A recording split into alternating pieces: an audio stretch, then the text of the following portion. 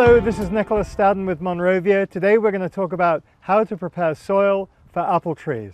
We've all wanted fruit in our garden, and if you don't have it, now is the time to start. But soil is really important.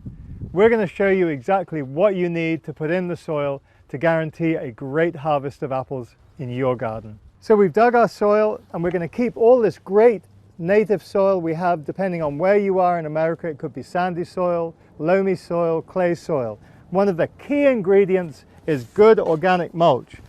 The more the ground for any fruit plant, you will increase your harvest absolutely tenfold. So you mix it well in, 50-50, and then you add the slow release fertilizer, not too much, not too little, mix it well. Make sure the soil is just a little on the damp side, then you don't get dust blowing everywhere. And it's as simple as that. All you need now is the apple tree.